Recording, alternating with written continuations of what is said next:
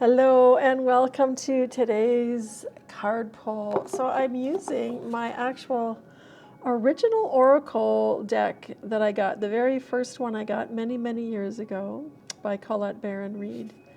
And as usual, kind of interesting, I pulled two cards. The first card I pulled was Treasure Island.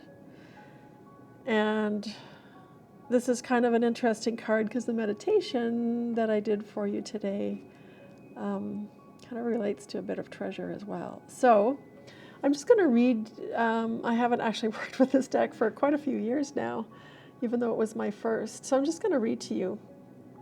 The Oracle's message. You've worked hard and acted upon your unwavering belief in abundance, and suddenly, in the midst of it all, you hit the jackpot. You have uncovered the map to buried treasure and tapped the unlimited potential within you. What you must hone now is your ability to recognize when X marks the spot. Because some of these golden opportunities may be obvious, but others may not be so readily apparent. Trust your intuition to light your way now as you enter this truly prosperous phase, where all the long, hard work navigating your inner life is now paying off externally. In all aspects of your life, at this time, you have good fortune. Don't forget to enjoy it and share it with others, as treasure shared multiplies like magic.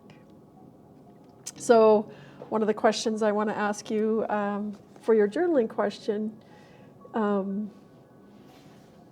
is, what kind of buried treasures have you kept hidden? Your own talents, your own treasures, your own gifts that perhaps you've kept hidden even from yourself, that might be waiting to be discovered, to be unearthed, and to be brought into the light.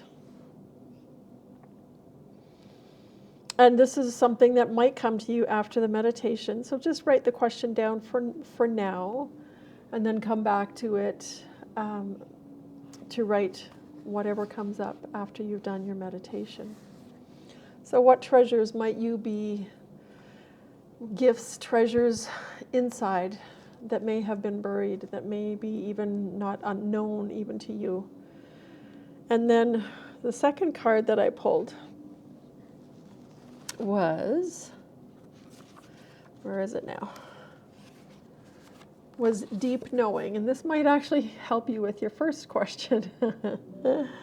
So Deep Knowing is the intuition, this faculty that allows you to enter into dialogue with Source, the consciousness that you are part of but cannot see with the naked eye. It's perplexing that people are taught to ignore this natural capacity to navigate their journeys, to access their inner guidance. Know that you have an ability to read between the lines and find all the truth that was missing when the story was told. This deep knowing allows you to open the door to wisdom far greater than what is available in the limitations of human experience. You're given information that may make no sense whatsoever to the logical mind or the five senses, but which is 100% correct and true. The trick is to listen and then act accordingly.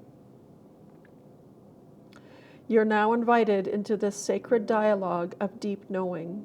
So tune in and trust your vibes. They will be right.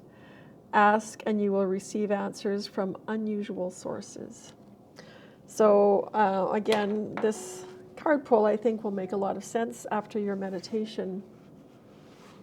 And the question I want to ask around this particular card is, how can you begin to tune in and trust your inner intuition more frequently? What might be some practices, some things that you can do that might help you to tune in? And that might be coming into stillness and doing practices like you're doing here when these 12 days of Yule. It might be being out in nature. It might be something else where you can let go of the outside world and really tune in to what's going on inside, because that's where your intuition lies. So again, after your meditation, take a few moments to journal about both those things, as well as do some free writing. And we'll see you in the next video. Namaste.